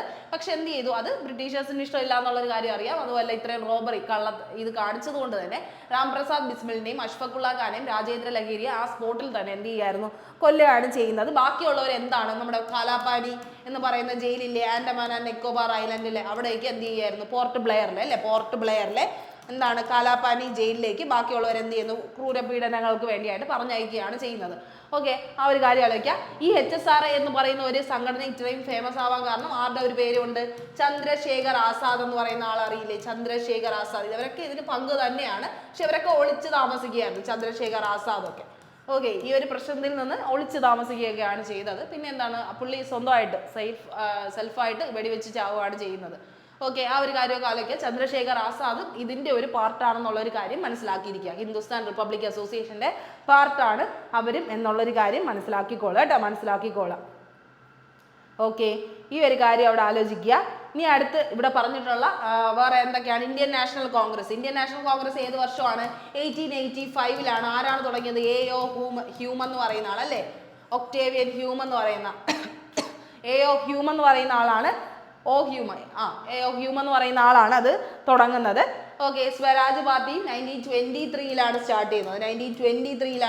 അത് സ്റ്റാർട്ട് ചെയ്യുന്ന ആരാണ്, നമ്മുടെ മോത്തിലാൽ നെഹ്റുവും ചിത്തരഞ്ജൻ ദാസ് എന്ന് പറയുന്ന ആൾക്കാരാണ്. CR ദാസും അതുപോലെ തന്നെ മോത്തിലാൽ നെഹ്റുവാണ് ഇത് തുടങ്ങുന്നത്. സ്വരാജ് പാർട്ടി, നമുക്ക് രാജ്യത്തിന് സ്വാതന്ത്ര്യം വേണമെന്നുള്ള രീതിയിൽ തുടങ്ങുന്നതാണ് കേട്ടോ. അപ്പൊ 1923 സ്വരാജ് പാർട്ടി തുടങ്ങുന്നത് ചിത്തരഞ്ജൻ ദാസ്, മോത്തിലാൽ നെഹ്റു ആണ്. Indian National Congress 1885 Octavian Hume തുടങ്ങിയിട്ട് പിന്നെ കോൺഗ്രസ് നേതാക്കന്മാരെ അതിൽ ആഡ് ഓൺ ചെയ്യുകയാണ് ചെയ്തത് കേട്ടോ. ആ ഒരു കാര്യം ആലോചിക്കുക. അതുപോലെ അനുശീലൻ സമിതി എന്ന് പറയുന്നത് സതീഷ് ചന്ദ്ര ബസുവിന്റെ ഒരു സംഘടനയായിരുന്നു കേട്ടോ. സതീഷ് ചന്ദ്ര ബസുവിന്റെ ഒരു സംഘടനയാണ് അനുശീലൻ സമിതി എന്ന് പറയുന്നത്. അത് 1902 അനുശീലൻ സമിതിയൊക്കെ തുടങ്ങുന്നത്. ഓക്കെ, ആ പോയിന്റും കൂടെ അവിടെ എന്ത് ചെയ്യുക, ജസ്റ്റ് ഒന്ന് ആലോചിക്കുക, ഏതൊക്കെയാണ്, ഏത് വർഷത്തിലാണ്, എന്താണ് തുടങ്ങിയത് എന്നുള്ളൊരു കാര്യം ആലോചിക്കുക. ഓക്കെ, ആ പോയിന്റ് അവിടെ ശ്രദ്ധിക്കാൻ വേണ്ടിയായിട്ട് പറഞ്ഞത്. ഇൻഡിപെൻഡന്റ് മൂവ്മെന്റിന് വേണ്ടിയായിട്ട് പ്രവർത്തിച്ച ആൾക്കാരാണ് ഇവരെല്ലാവരും കേട്ടോ. ഈ അനുശീലൻ സമിതി എന്ന് പറയുന്നത് സതീഷ് ചന്ദ്ര ബസു, സ്വാമി വിവേകാനന്ദന്റെ കുറെ ഐഡിയോളജി ഒക്കെ വെച്ച് തുടങ്ങിയതാണ്. വന്ദേ മാതരം എന്ന് പറയുന്ന വന്ദേ മാതരം എടുത്തിട്ടുള്ള ആനന്ദമാതയൊക്കെ എഴുതിയിട്ടുള്ള ആ ഒരു അതിലേക്ക് കുറെ ഫിലോസഫിക്കൽ തോട്ട്സ് ഒക്കെ ഐഡിയാസ് ഒക്കെ എടുത്തു വെച്ചിട്ടാണ് അനുശീലൻ സമിതി എന്ന് പറഞ്ഞ ഒരു സംഘടന രൂപീകരിക്കുന്നത് കേട്ടോ. സതീഷ് ചന്ദ്ര ബസു ആണ്. അത് ചോദിച്ചിട്ടുണ്ട്, അനുശീലൻ സമിതി ആരാണ് സ്റ്റാർട്ട് ചെയ്തതെന്ന്. സതീഷ് ചന്ദ്ര ബസു ആണ് കേട്ടോ. ഓക്കെ, ഇനി അടുത്ത what title did the British confer Gandhi with which was relinquished by him. Relinquished ചെയ്തെന്ന് പറഞ്ഞാൽ എന്തായിരുന്നു, അവോയ്ഡ് ചെയ്തു, വേണ്ടെന്ന് വച്ചു എന്നുള്ളൊരു മീനിങ് ആണ് പറഞ്ഞത്. ബ്രിട്ടീഷ് കൺഫർ ഗാന്ധിക്ക് കൊടുത്ത ഏത് പദവിയാണ് പുള്ളി ഉപേക്ഷിച്ചത് എന്നുള്ളൊരു കാര്യമാണ് ചോദിക്കുന്നത്. റായ് ബഹദൂർ ആണോ, റായ് സാഹിബ് ആണോ, ഹിന്ദ് കേസരി ആണോ, കൈസർ ഇ ഹിന്ദ് ആണോ? ഏതാണ്? കൈസർ ഇ ഹിന്ദ് എന്ന് പറയുന്ന പദവിയാണ് അല്ലെ. കൈസർ ഇ ഹിന്ദ് എന്ന് പറയുന്ന ബ്രിട്ടീഷുകാർ ഗാന്ധിജിക്ക് ചാർത്തി കൊടുത്ത നല്ലൊരു പദവിയാണ്. പക്ഷെ അതെന്ത് ചെയ്തു, പുള്ളി ഉപേക്ഷിക്കാൻ കാരണമായ സംഭവം എന്താണ്? 1919 ജാലിയൻ വാല ബാഗ് കൂട്ടക്കൊല അല്ലെ, ജാലിയൻ വാല ബാഗ് മസക്രയാണ്. ഓക്കെ, അപ്പൊ ജാലിയൻ വാല ബാഗ് മസക്രയിലാണ് എന്ത് ചെയ്യുന്നത്, അങ്ങനെ ഒരു സംഭവത്തിലാണ് എന്ത് ചെയ്യുന്നത്, ഈ ഒരു സാധനം വേണ്ട എന്ന് വെക്കുന്നത്. 1920 വേണ്ടാന്ന് വെക്കുന്നത്. കൈസറി ഹിന്ദി മഹാത്മാഗാന്ധി ഉപേക്ഷിച്ച ടൈറ്റിലും, അതുപോലെ നൈറ്റ് ഹുഡ് എന്ന് പറയുന്ന ഒരു പദവി, നൈറ്റ് ഹുഡ് എന്ന് പറയുന്ന ഒരു പദവി ഈ പറയുന്ന ജാലിയൻ വാല മാസക്കറയെ കുറിച്ച് തന്നെയാണ്. ആരും വേണ്ടെന്ന് വയ്ക്കുന്നത് ടാഗോർ അല്ലെ, രവീന്ദ്രനാഥ് ടാഗോറും സർ എന്ന് പറഞ്ഞ ഒരു പദവിയാണ് നൈറ്റ് ഹുഡ് പദവി എന്ന് പറയുന്നത്. അങ്ങനെ റെസ്പെക്റ്റഡ് ആയിട്ടുള്ള ഒരു പദവിയാണ്. അത് ബ്രിട്ടീഷേഴ്സ് രവീന്ദ്രനാഥ് ടാഗോറിന് കൊടുത്തതാണ്. പുള്ളി എന്ത് ചെയ്തു, ഈ ഒരു പദവി വേണ്ട എന്ന് വെച്ച് റിലിംഗ്വിഷ്ഡ് ചെയ്തു. അപ്പൊ കൈസറി ഹിന്ദ് എന്ന് പറയുന്ന ഗാന്ധിജിയുടെ പദവി, അതുപോലെ ടാഗോറിന്റെ നൈറ്റ് ഹുഡ് പദവി 1919 ഈ പറയുന്ന ജാലിയൻ വാല ബാഗ് മസക്രയിൽ എന്ത് ചെയ്തു, അവർ വേണ്ടാന്ന് വെക്കുകയാണ്. ജാലിയൻ വാല മസക്ര എന്നാണ് 13 ഏപ്രിൽ 1919 13 ഏപ്രിൽ 1919 എന്തിനു വേണ്ടിയിട്ടാണ്, എവിടെ വെച്ചിട്ടാണ് നടന്നത്, അമൃത്സറിലാണ് നടന്നത് അല്ലെ. അമൃത്സർ എന്തിന്റെ ഭാഗമായിട്ടാണ് ജാലിയൻ വാല ബാഗ് മസക്ര നടക്കുന്നത്, റൗലത്ത് ആക്ടിന്റെ ഭാഗമായിട്ടാണ് അല്ലെ. റൗലത്ത് ആക്ട് 1919 റൗലത്ത് ആക്ടിന്റെ പ്രകാരമായിട്ടാണ് ജാലിയൻ വാല മസക്ര നടക്കുന്നത്. റൗലത്ത് സത്യാഗ്രഹം നടത്തിയത് ആരാന്ന് ചോദിച്ചു കഴിഞ്ഞാൽ അത് മഹാത്മാഗാന്ധിയാണ്. റൗലത്ത് സത്യാഗ്രഹം നടത്തുന്നത് 1919 ആരാണ്, നമ്മുടെ മഹാത്മാഗാന്ധിയാണ്. ഈ പറയുന്ന റൗലത്ത് ആക്ട് എന്തിനു വേണ്ടിയിട്ടുള്ളതായിരുന്നു, ഇംപ്രിസൺമെന്റ് ആണ് അല്ലെ. വിത്തൗട്ട് എനി ട്രയൽ, ഒരു കാരണവും ഇല്ലാതെ ആൾക്കാരെ പിടിച്ചുകൊണ്ട് ജയിലിൽ ഇടുക എന്നുള്ളൊരു തീരുമാനം ബ്രിട്ടീഷേഴ്സ് എടുക്കുകയാണ്. കാരണം എന്ത് ചെറിയൊരു തെറ്റ് ചെയ്താലും ഒരു കാരണവും ഇല്ലാതെ, അല്ലെങ്കിൽ ഒരു കാരണവും ഇല്ലാതെ വെറുതെ റോഡിൽ കൂടെ നടക്കുന്ന ആൾക്കാരെ പോലും ജയിലിൽ പിടിച്ചിട്ടപ്പോൾ എന്ത് ചെയ്തു, ഓട്ടോമാറ്റിക്കലി ഇന്ത്യൻസ് ചോദിക്കാനുള്ള ഒരു സമയമാണല്ലോ, ഒരു ട്രയൽ പോലും ഇല്ലാതെ ഒരു കാരണവും ഇല്ലാതെ പിടിച്ചുകൊണ്ട് ഇട്ടതിന് വേണ്ടിയിട്ട് നടത്തിയ ഒരു ആക്ട് ആയിരുന്നു റൗലത്ത് ആക്ട് എന്ന് പറഞ്ഞാൽ. അതിന് അഗെയിൻസ്റ്റ് ആണ് റൗലത്ത് സത്യാഗ്രഹമൊക്കെ നടത്തുന്നത് കേട്ടോ ബ്രിട്ടീഷ്. പിന്നെ എന്ത് ചെയ്തു, അതിനെ തുടർന്നിട്ടാണ് ഈ പറഞ്ഞ പോലെ ഈ ജാലിയൻ വാല മസക്ര എന്ത് ചെയ്യുന്നത് നടക്കുന്ന കൂട്ടക്കൊലയാണ്. ഓക്കെ, അവർ ഈ പ്രൊട്ടസ്റ്റിന് വേണ്ടിയിട്ട് വരുമ്പോൾ, റൗലത്ത് ആക്ടിന്റെ പ്രൊട്ടസ്റ്റിലേക്ക് വരുമ്പോൾ അവരെന്ത് ചെയ്യുന്നു, മൈക്കിൾ ഒ ഡയറും അതുപോലെ ജനറൽ ഒ ഡയർ എന്ന് പറയുന്ന ആൾക്കാർ അല്ലെ, ജനറൽ ഡയർ എന്ന് പറയുന്ന ആളാണ് ഇതിന് നേതൃത്വം കൊടുക്കുന്നത്. ആ സമയത്തെ ഗവർണർ ജനറൽ ആരാണെന്ന് ചോദിക്കൂ, ആരാണ്, ചെംസ്ഫോർഡ് ആണ്. ആരാണ് ഗവർണർ ജനറൽ എന്ന് ചോദിച്ചു കഴിഞ്ഞാൽ 1919 സമയത്ത് ആരാണ് ജനറൽ എന്ന് ചോദിച്ചു കഴിഞ്ഞാൽ ചെംസ്ഫോർഡ് ആണ്. മൊണ്ടേഗോ ചെംസാർഡ് എന്നൊക്കെ പറയുന്ന ആൾക്കാരല്ലേ, ചെംസ്ഫോർഡ് എന്ന് പറയുന്ന ഗവർണർ ജനറൽ ആണെന്ന് ആലോചിക്കുക. പുള്ളി എന്ത് ചെയ്തു, ഈ റൗലത്ത് ആക്ട് കൊണ്ടുവന്നു. റൗലത്ത് ആക്ട് ഇംപ്രിസൺമെന്റ് വിത്തൗട്ട് ട്രയൽ ആണ്. അത് കൊണ്ടുവന്നത് കൊണ്ടാണ് സത്യാഗ്രഹം ഉണ്ടാവുന്നത്. അതിനുവേണ്ടി ആൾക്കാർ പ്രൊട്ടസ്റ്റ് ചെയ്യാൻ തുടങ്ങി. അങ്ങനെ ആ പ്രൊട്ടസ്റ്റ് ചെയ്ത ആൾക്കാരെയാണ് എന്ത് ചെയ്യുന്നത്, ഒരു 1000-ൽ കൂടുതൽ, 1000 മാത്രമേ റിപ്പോർട്ട് ചെയ്തിട്ടുള്ളൂ, ഏകദേശം 2000-ൽ പുറത്ത് ആൾക്കാരെ ബ്രിട്ടീഷേഴ്സ് കൊന്ന ഒരു സംഭവമാണ് ഇതെന്ന് പറയുന്നത്. പാവപ്പെട്ട ആൾക്കാരെ കൊന്ന ഒരു സംഭവമാണ് ഈ പറയുന്ന ജാലിയൻ വാല ബാഗ് മസക്ര. അമൃത്സറിലാണ് നടന്നത്. അമൃത്സറിൽ ഏത് ഫെസ്റ്റിവൽ നടക്കുമ്പോഴാണ്, ബൈശാഖി എന്ന് പറയുന്ന അവരുടെ സ്റ്റേറ്റ് ഫെസ്റ്റിവൽ നടക്കുന്ന സമയത്താണ് അങ്ങനെ ഒരു സംഭവം എന്ത് ചെയ്യുന്നത്, ഇത്രയും ക്രൂരമായിട്ടുള്ള ഒരു സംഭവം നടക്കുന്നത്. ബൈശാഖി ഫെസ്റ്റിവലിന്റെ ഇടയിലാണ് കേട്ടോ, ബൈശാഖി ഫെസ്റ്റിവലിന്റെ ഇടയിലാണ് നടക്കുന്നത്. ഓക്കെ, ആ കാര്യം ആലോചിക്കുക. ഇനി അടുത്തായിട്ട് നിങ്ങൾ മനസ്സിലാക്കുക, NTPCയുടെ ലാസ്റ്റ് മിനിറ്റ് ആണ് അല്ലേ, നിങ്ങളുടെ പ്രിപ്പറേഷൻ ടൈം ഏറ്റവും ലാസ്റ്റ് മിനിറ്റിലൂടെ കടന്നു പോവുകയാണ്. അതുകൊണ്ട് തന്നെ നിങ്ങളെ ഹെൽപ്പ് ചെയ്യാനായിട്ട് NTPCയുടെ മെഗാ മാരത്തോൺ ഈ വരുന്ന 31 സാറ്റർഡേ നമ്മൾ എന്ത് ചെയ്യുന്നുണ്ട്, കണ്ടക്ട് ചെയ്യുന്നുണ്ട്. ദിശ അക്കാഡമി കണ്ടക്ട് ചെയ്യുന്നു. ലൈവ് ആയിട്ടുള്ള ഫുൾ സെഷൻസ് നിങ്ങൾക്ക് ഉണ്ടായിരിക്കും, എല്ലാ സബ്ജക്ട്സും കാണും. അപ്പോൾ ആ NTPCയുടെ മെഗാ മാരത്തോണിൽ നിങ്ങൾ ഉറപ്പായിട്ടും ജോയിൻ ചെയ്യുക. 31-ാം തീയതി സാറ്റർഡേ ആണ് ഈ ക്ലാസ്സസ് വരുന്നത്. നിങ്ങൾക്ക് ഏറ്റവും യൂസ്ഫുൾ ആയിട്ടുള്ള കാര്യമാണ്. കാരണം നമ്മൾ ഇത്രയും നേരത്തെ ചെയ്യുന്നത് തന്നെ നിങ്ങൾക്ക് കുറച്ച് സമയം കിട്ടട്ടെ എന്നുള്ളൊരു രീതിയിൽ തന്നെയാണ് ചെയ്യുന്നത്. സാറ്റർഡേ ആണ് നമ്മൾ ചെയ്യുന്നത്. കൂടുതൽ ഡീറ്റെയിൽസും കാര്യങ്ങളും അറിയാനായിട്ടൊക്കെ. പിന്നെ നിങ്ങൾക്ക് ലാസ്റ്റ് മിനിറ്റിന് പ്രിപ്പയർ ചെയ്യണം. അണ്ടർ ഗ്രാജുവേറ്റ് പോലെയുള്ള എക്സാമിന് വരാതിരിക്കുന്നേ ഉള്ളൂ. പഠിക്കണം. പുതിയൊരു ഓൾറെഡി റെക്കോർഡഡ് ആയിട്ട് അവൈലബിൾ ആയിട്ടുള്ള കോഴ്സ് എടുത്ത് പഠിക്കണം. സിസ്റ്റമാറ്റിക് ആയിട്ട് ഇനി ഒരു ലാസ്റ്റ് മിനിറ്റ് റിവിഷൻ വേണമെന്ന് ആഗ്രഹിക്കുന്നുണ്ടെങ്കിൽ ഉറപ്പായിട്ട് ഈ നമ്പറിൽ വിളിച്ചു കഴിഞ്ഞാൽ നിങ്ങൾക്ക് കോഴ്സിന്റെ അവൈലബിലിറ്റിയും ഉണ്ടായിരിക്കുന്നതായിരിക്കും കേട്ടോ. NTPCയുടെ ഇപ്പോൾ എന്ത് ചെയ്യുന്നുണ്ട്, കോഴ്സ് നമ്മൾ പ്രൊവൈഡ് ചെയ്യുന്നുണ്ട്. ലാസ്റ്റ് മിനിറ്റ് ഒരു വീഡിയോ ഇതായിട്ടാണ് കൊടുക്കുന്നത്. അപ്പോൾ ആ കാര്യം മനസ്സിലാക്കിയപ്പോൾ ഇപ്പോൾ 2 കാര്യമാണ് ഞാൻ പറഞ്ഞത്. കോഴ്സ് എടുക്കണം എന്ന ആഗ്രഹമുള്ളവരാണെങ്കിൽ ഈ നമ്പറിൽ വിളിക്കുക. ഇല്ല, മെഗാ മാരത്തോൺ റിവിഷൻ സീരീസ് നമ്മൾ സ്റ്റാർട്ട് ചെയ്യുന്നുണ്ട്. നമുക്ക് ഓൾറെഡി ബുക്ക് കൊണ്ടിരിക്കുകയാണ്. അത് ഇനിയിപ്പോൾ എന്ത് ചെയ്യുന്നുണ്ട്, നമ്മൾ ഈ പറയുന്ന സാറ്റർഡേ തൊട്ട് സ്റ്റാർട്ട് ചെയ്യുകയായിരിക്കും. എന്തായാലും മെഗാ മാരത്തോൺ നടക്കുന്നത് 31 സാറ്റർഡേ ആണ്. അതിലും എന്ത് ചെയ്യുക, ജോയിൻ ചെയ്ത് നിങ്ങൾ എന്ത് ചെയ്യുക, ഏറ്റവും ബെസ്റ്റായിട്ട് തന്നെ പഠിച്ച് ഈ വർഷം തന്നെ ഒരു ജോലി നേടാനുള്ള എല്ലാ ഭാഗ്യങ്ങളും നിങ്ങൾക്ക് ഉണ്ടാവട്ടെ എന്ന് ഞാൻ പ്രാർത്ഥിക്കുന്നു. എന്തായാലും ആ ഒരു രീതിയിൽ തന്നെ നടക്കട്ടെ. ഓക്കെ, ഇനി 9ാമത്തെ question. The process when the computer is switched on the operating system gets loaded from hard disk to main memory. Main memory എന്ന് പറയുന്നത് റാം ആണ് അല്ലേ, റാമിലേക്ക് എത്തുക എന്നുള്ളൊരു പോയിന്റ് ആണ്. അതായത് സ്വിച്ച് ഓൺ ചെയ്യുന്ന ആ ഒരു പ്രോസസ്സിങ് ഓപ്പറേറ്റിംഗ് സിസ്റ്റം ആ ഒരു സമയത്ത് എന്താണ് കമ്പ്യൂട്ടർ ഈ സ്വിച്ച് ഓൺ ആയിട്ട് ഓപ്പറേറ്റിംഗ് സിസ്റ്റം എന്ത് ചെയ്യാണ് ആ ഒരു ലോഡിങ് ആവുന്ന ഒരു പ്രോസസ്സ് ഇല്ലേ ആ പ്രോസസ്സിന് എന്തായിട്ടാണ് പറയുന്നത് എന്നാണ് ചോദിക്കുന്നത്. എന്ത് പ്രോസസ്സാണത്? നമ്മൾ പറയാറില്ലേ റീബൂട്ടിങ് എന്നൊക്കെ ഉള്ളൊരു സംഭവം. അപ്പോൾ എന്താണ് ബൂട്ടിങ് എന്ന് പറഞ്ഞ പ്രോസസ്സാണ്. കമ്പ്യൂട്ടർ നിങ്ങളെ ഒരു ഭാഗമാണ് കേട്ടോ. കമ്പ്യൂട്ടർ ഉണ്ട് നിങ്ങളുടെ NTPC-ക്കകത്ത്, അതുകൊണ്ട് അതും കൂടെ ജസ്റ്റ് എന്ത് ചെയ്യുക നോക്കി പോവുക. അപ്പോൾ the process when the computer is switched on and operating system gets loaded from hard disk to main memory. ആ ഒരു ടൈമിൽ ആ ഹാർഡ് ഡിസ്ക് ടു മെയിൻ മെമ്മറിയിലേക്ക് എത്തുന്ന ആ ഒരു ടൈമിൽ ആ ഓപ്പറേറ്റിംഗ് സിസ്റ്റം ഓൺ ആവാൻ വേണ്ടി എടുക്കുന്ന പ്രോസസ്സിനെയാണ് നമ്മൾ എന്ത് പറയുന്നത്? ബൂട്ടിംഗ് എന്ന് പറയുന്നത് കേട്ടോ. ബൂട്ടിംഗ് എന്ന് പറയുന്നത്. ഫെച്ചിങ് എന്ന് പറഞ്ഞാൽ എന്താണ്? ഇൻഫർമേഷൻ ഫെച്ച് ചെയ്യുക എന്ന് പറയത്തില്ല, റിട്രീവ് ചെയ്യുക. ഡേറ്റാസ് റിട്രീവ് ചെയ്യുന്നതിൻ്റെ കാര്യമാണ് ഏത് പറയുന്നത്? ഫെച്ചിങ് കൊണ്ട് ഉദ്ദേശിക്കുന്നത്. അതായത് ഏതെങ്കിലും ഒരു പ്രോഗ്രാമോ സോഴ്സോ വേണമെന്ന് തോന്നുന്ന സമയത്ത് ഫെച്ച് ചെയ്യുക. കമ്പ്യൂട്ടർ തന്നെ സ്വന്തമായിട്ട് ഫെച്ച് ചെയ്തോളാം. റിട്രീവിങ് ഡേറ്റ എന്നുള്ളൊരു മീനിങ് ആണ് വരുന്നത്. ഇൻസ്ട്രക്ഷൻസ് ഫ്രോം സ്പെസിഫിക് ലൊക്കേഷൻ, എവിടെയെങ്കിലും ഒരു ലൊക്കേഷനിലോ ഒരു സ്പെസിഫിക് പർപ്പസിനോ വേണ്ടി കിടക്കുന്ന സാധനത്തിന് ആവശ്യത്തിന് വേണ്ടിയായിട്ട് ഫെച്ച് ചെയ്യുക എന്നുള്ളൊരു മീനിങ് ആണ് വരുന്നത്. ഫെച്ചിങ് എന്ന് പറഞ്ഞാൽ ഡേറ്റ കളക്ട് ചെയ്യുക എന്നുള്ളതാണ്. ഫെച്ച് ചെയ്യുക, തിരികെ എടുക്കുക എന്നുള്ളൊരു മീനിങ് ആണ് വരുന്നത് കേട്ടോ. ആ ഒരു കാര്യം ശ്രദ്ധിക്കുക. ഇനി which of the following is not an example of word processor? ഇതിലുള്ളതിൽ വേർഡ് പ്രോസസ്സർ അല്ലാത്തത് ഏതെന്നാണ് ചോദിക്കുന്നത്. മൈക്രോസോഫ്റ്റ് വേർഡ് പ്രോസസ്സർ ആണ്. ഗൂഗിൾ ഡോക്യുമെന്റ് വേർഡ് പ്രോസസ്സർ ആണ്. ഇനി അടുത്ത മൈക്രോസോഫ്റ്റ് എക്സലും IBM ലോട്ടസ് സിംഫോണി ആണുള്ളത്. ഇത് ചിലപ്പോൾ നിങ്ങൾ കേട്ടിട്ടില്ലെങ്കിൽ പോലും മൈക്രോസോഫ്റ്റ് എക്സൽ ഉണ്ടെങ്കിൽ എക്സലിന്റെ വർക്ക് എന്താണ്? സ്പ്രെഡ് ഷീറ്റിംഗ് ആണ് അല്ലേ? അതിന് പ്രോസസ്സിംഗ് ആയിട്ടുള്ള ഒരു കാര്യമല്ല ചെയ്യുന്നത്. വേർഡ് പ്രോസസ്സിംഗേ അല്ല ചെയ്യുന്നത്. അതുകൊണ്ട് എന്താണ് കറക്റ്റ് ആൻസർ? മൈക്രോസോഫ്റ്റ് എക്സൽ ആണ്. IBM ലോട്ടസ് സിംഫോണി ഒരു വേർഡ് പ്രോസസ്സർ ആണ് കേട്ടോ. അപ്പോൾ അത് നിങ്ങൾ ഓപ്ഷൻ നോക്കിയിട്ട് എന്ത് ചെയ്യുക? കണ്ടുപിടിക്കുക, മാക്സിമം ശ്രമിക്കുക. കമ്പ്യൂട്ടറുമായിട്ടൊക്കെ ചെറിയ ടേംസ് നിങ്ങൾ എന്ത് ചെയ്യുക? ഓട്ടോമാറ്റിക്കലി പഠിച്ചിരിക്കണം കേട്ടോ. അപ്പോൾ note an example of word processor എന്ന് ചോദിച്ചു കഴിഞ്ഞാൽ മൈക്രോസോഫ്റ്റ് എക്സൽ ആണ്. ഓക്കെ. ഇനി the annual financial statement prepared under Article 112 of the Indian Constitution is called 112 എന്ന് പറയുന്ന ആർട്ടിക്കിൾ എന്തിനെയാണ് ഡിനോട്ട് ചെയ്യുന്നത്? Financial statement. Annual financial statement April 1 തൊട്ട് മാർച്ച് 31 വരെയുള്ള സംഭവങ്ങളെ കുറിച്ച് പറയുന്നത് ഏതിലാണ്? യൂണിയൻ ബഡ്ജറ്റിനകത്തല്ലേ? ആ ബഡ്ജറ്റിനെയാണ് നമ്മൾ എന്ത് പറയുന്നത്? ആനുവൽ ഫിനാൻഷ്യൽ സ്റ്റേറ്റ്മെന്റ് എന്ന് പറയുന്നത് ആർട്ടിക്കിൾ 112 അത് വരുന്നത്. Okay, article 112 annual financial statement വരുന്നത്. 110 എന്താണ്? 110 ആർട്ടിക്കിൾ 110 എന്താണ്? മണി ബില്ലാണ് അല്ലേ? മണി ബില്ലാണ് ആർട്ടിക്കിൾ 110 എന്ന് പറയുന്നത്. മണി ബില്ലാണ് ആർട്ടിക്കിൾ 110 എന്ന് പറയുന്നത്. Who is the finance commissioner of India എന്ന് ചോദിച്ചു കഴിഞ്ഞാൽ ആരാണ് ഫിനാൻസ് കമ്മീഷണർ? ആരാണ് ഇപ്പോഴത്തെ ഫിനാൻസ് കമ്മീഷണർ? അതുപോലെ ആരാണ് finance secretary?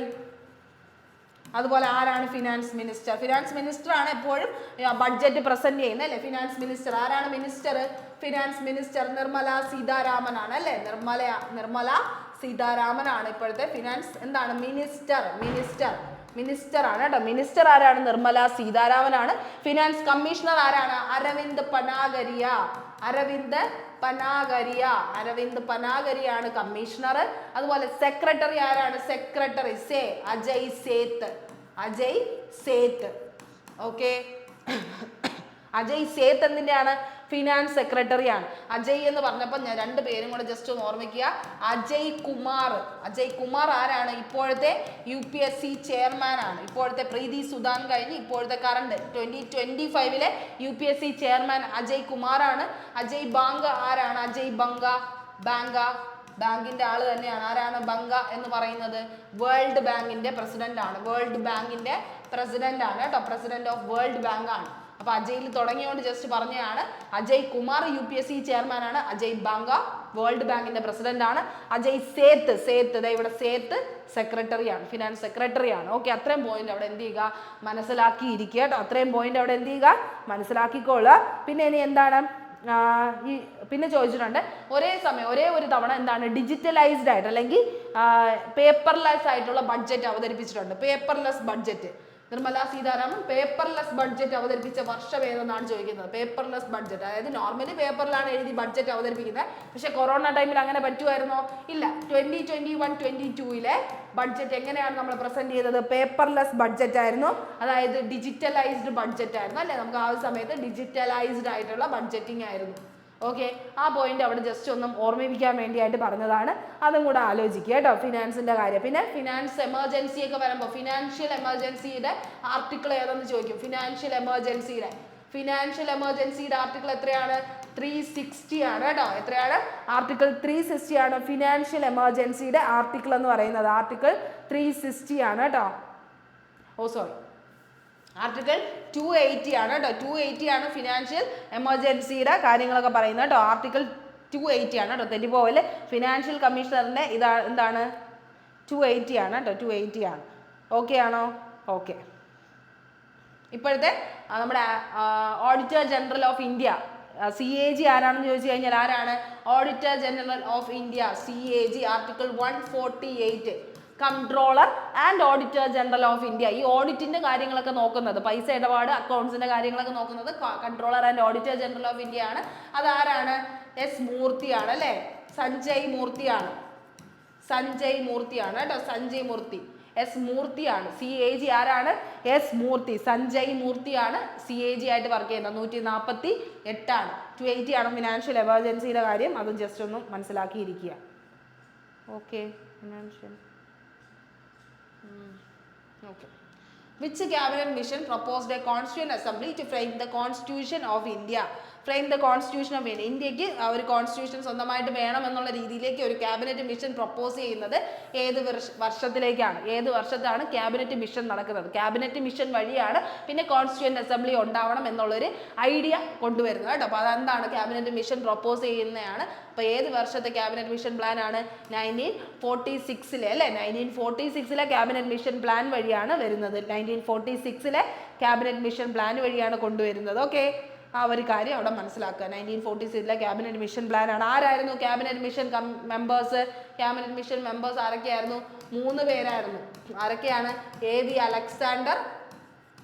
Alexander, Stafford Cripps, അതുപോലെ പെട്രിക് ലോറൻസ് അല്ലേ? പെട്രിക് ലോറൻസ് എന്ന് പറയുന്ന ആളാണ്. പെട്രിക് ലോറൻസ് ആണ്. Okay. AV Alexander, Stafford Cripps, പെട്രിക് Lawrence എന്ന് പറയുന്ന, പെട്രിക് ലോറൻസ് എന്നൊക്കെ പറയും. പെട്രിക് ലോറൻസ് എന്ന് പറയുന്ന ആളാണ് പിന്നെ എന്ത് വന്നത്? ഈ പറയുന്ന പോലെ ഈ ക്യാബിനറ്റ് മിഷന്റെ പ്ലാനിലുള്ളത്. ഓക്കെ, അത് ആലോചിക്കുക. ലോർഡ് വേവൽ ആയിരുന്നു ആ സമയത്ത് ഇതിനെക്കുറിച്ച് പ്രസിഡന്റ്, നമ്മുടെ ഇതായിരുന്നത് വൈസ്രോയി ആയിരുന്നത് ലോർഡ് വേവൽ ആയിരുന്നു. ക്യാബിനറ്റ് മിഷൻ സമയം കൊണ്ടുവരുന്ന സമയത്ത് വേവലാണ് അത് പ്രസന്റ് ചെയ്യുന്നത് കേട്ടോ. അത് ആലോചിക്കുക. ഈ സ്റ്റെഫോർഡ് ക്രിപ്സ് കൊണ്ടുവന്ന ക്രിപ്സ് മിഷൻ ഏത് വർഷത്തിലായിരുന്നു? ക്രിപ്സ് മിഷൻ ഏത് വർഷത്തിലായിരുന്നു? അത് 1942 കേട്ടോ. 1942 46 ക്യാബിനറ്റ് മിഷൻ വരുന്നത്. ഓക്കെ, 1942 ക്രിപ്സ് മിഷനാണ്. അത് കഴിഞ്ഞ് വന്നതാണ് 1942 വേറൊരു പ്രത്യേകത ഇല്ലേ? ഏതാണ്? ക്വിറ്റ് ഇന്ത്യ മൂവ്മെന്റ് അല്ലേ? ക്വിറ്റ് ഇന്ത്യ മൂവ്മെന്റും ആ ഒരു വർഷത്തിൽ തന്നെയായിരുന്നു. ക്വിറ്റ് ഇന്ത്യ മൂവ്മെന്റ് അതാരാണ് ചെയ്യുന്നത്? നമ്മുടെ മഹാത്മാഗാന്ധിയാണ്. ഡു ഓർ ഡൈ എന്ന് പറയുന്ന സ്ലോഗനൊക്കെ പറയുന്നത് ഈ ഒരു ക്വിറ്റ് ഇന്ത്യ മൂവ്മെന്റിലാണ്. Do or die Quit India movement. Cripps mission 1942 okay, 1942 കാര്യമാണ്. ഇത് 46 കാര്യമാണ്. ക്യാബിനറ്റ് മിഷൻ പ്ലാൻ 1946 ആണ്. Okay, in tennis, hard court is a type of court whose surface is made of. Hard court എന്ന് പറഞ്ഞാൽ എന്താണ്?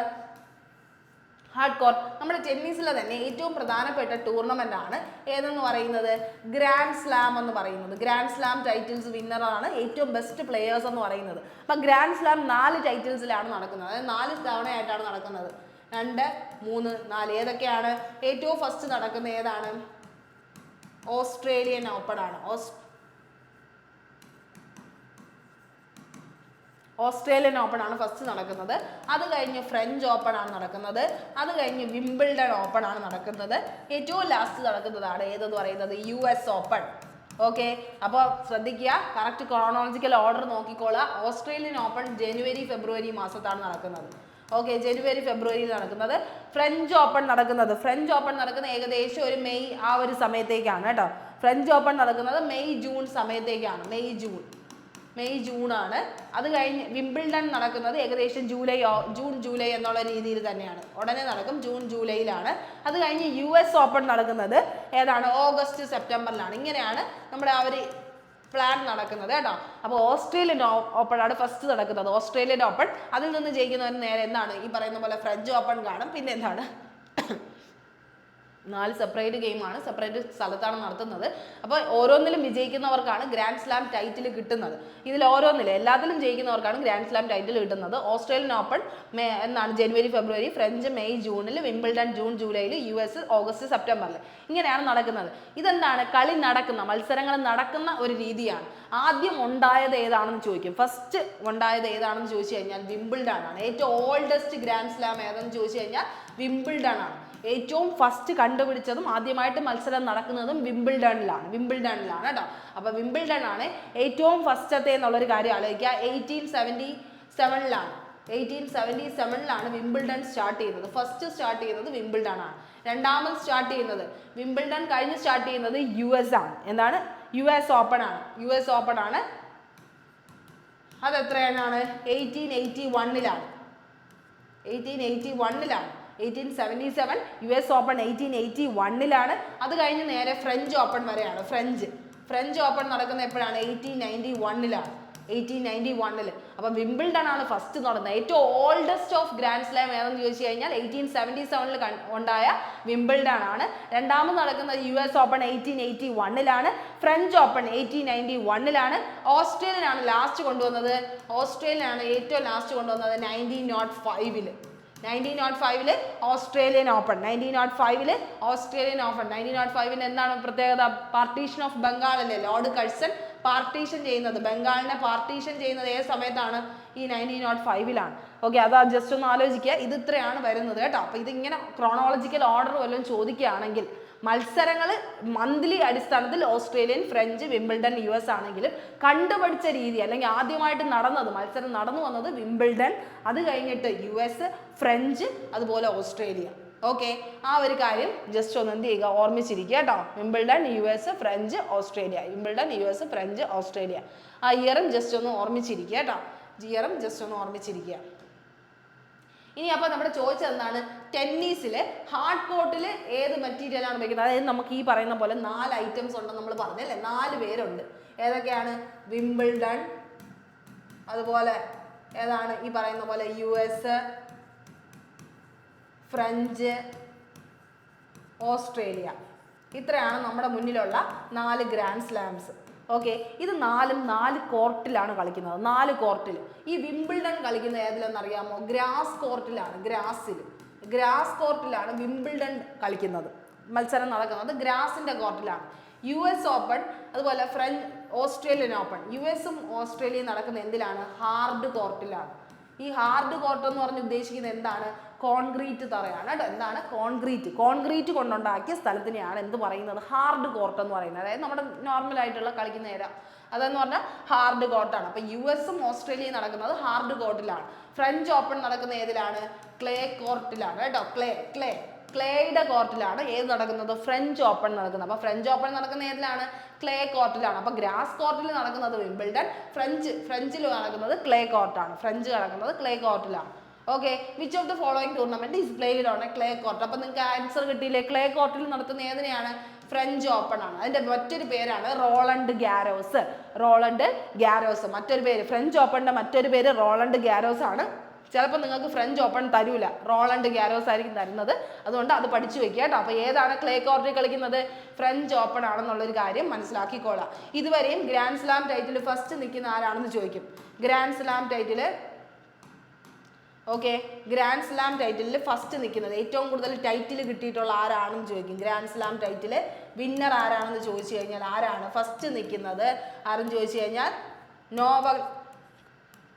നോവക് ജോക്കോവിച്ച്. ആരാണ്? നോവക് ജോക്കോവിച്ച്. ഓക്കെ, ഫസ്റ്റ് നിൽക്കുന്നത് നോവക് ജോക്കോവിച്ച്. എത്ര ടൈറ്റിലാണ്? 24 ടൈറ്റിലാണ്. Okay, 24 title. രണ്ടാമത് നിൽക്കുന്നത് റാഫേൽ നഡാൽ. 22 ടൈറ്റില്. അത് കഴിഞ്ഞ് റോജർ ഫെഡറർ. എത്ര ടൈറ്റില്?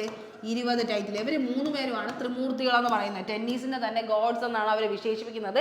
ഏറ്റവും കൂടുതൽ ടൈറ്റിൽ 24 ടൈറ്റിൽ കിട്ടുന്ന നോവക് ജോക്കോവിച്ചിനാണ്, 22 ടൈറ്റിൽ കിട്ടുന്ന റാഫേലിനാണ്, 20 എണ്ണം കിട്ടുന്നത് റോഗർ ഫെഡററിനാണ്. അപ്പൊ റാഫേൽ നടേലിന് മറ്റൊരു പേര് കൂടെ ഉണ്ട്, clay God, God of clay എന്നൊക്കെയാണ് വിശേഷിക്കുന്നത്. കാരണം എന്താണെന്ന് അറിയാമോ? ക്ലേ കോർട്ടിൽ കളിക്കുന്ന ഏതാണ്?